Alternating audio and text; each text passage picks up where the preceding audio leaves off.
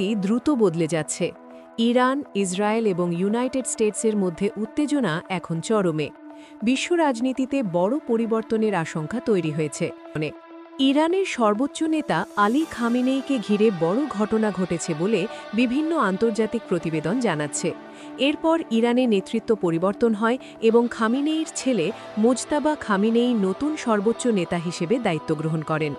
এই পরিবর্তন মধ্যপ্রাচ্যের রাজনীতি ও নিরাপত্তা পরিস্থিতিতে নতুন অধ্যায় শুরু করেছে। ইরান ইসরায়েল যুক্তরাষ্ট্র সংঘাত দিন দিন তীব্র হচ্ছে। ইরান জানায় তাদের ব্যালিস্টিক ক্ষেপণাস্ত্র মার্কিন রণতরী ইউএসএস এব্রাহাম লিঙ্কন CV-72কে লক্ষ্য করে আঘাত করেছে। মার্কিন পেন্টাগন এই দাবিকে অস্বীকার করেছে। তারা বলছে রণতরী এখনও সম্পূর্ণ সক্রিয় এবং সামরিক অভিযান অব্যাহত আছে। ইরানও হুঁশিয়ারি দিয়েছে যদি তাদের উপর হামলা চলতে থাকে তাহলে মধ্যপ্রাচ্য জুড়ে মার্কিন এবং ইসরায়েলি লক্ষ্যবস্তুতে হামলা বাড়ানো হবে।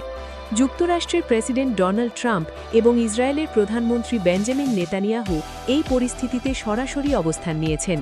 বিশেষজ্ঞদের মতে এই সংঘাত দীর্ঘায়িত হলে তা মধ্যপ্রাচ্যে বড় ধরনের যুদ্ধের রূপ নিতে পারে এবং বিশ্ব অর্থনীতি ও জ্বালানি বাজারে প্রভাব ফেলতে পারে।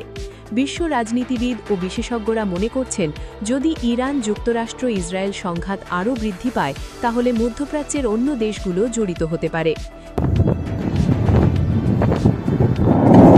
তেলের দাম বাড়তে পারে যা আন্তর্জাতিক বাজারে বিশাল প্রভাব ফেলবে। দীর্ঘ সংঘাত বিশ্বের নিরাপত্তা পরিস্থিতিকে আরও জটিল করে তুলবে। এটি শুধু মধ্যপ্রাচ্যের জন্য নয়, বিশ্ব রাজনীতির জন্য বড় সংকেত। পরিস্থিতি কোন দিকে যাবে তা এখনও পরিষ্কার নয়। দর্শকদের মনে রাখা উচিত আন্তর্জাতিক পরিস্থিতির এই ধরনের পরিবর্তন বিশ্ব অর্থনীতি ও নিরাপত্তার ওপর সরাসরি প্রভাব ফেলতে পারে। এই ছিল মধ্যপ্রাচ্যের সর্বশেষ পরিস্থিতি। আরও আপডেট পেতে সাবস্ক্রাইব করুন শাকিল বিডি ভিউজ।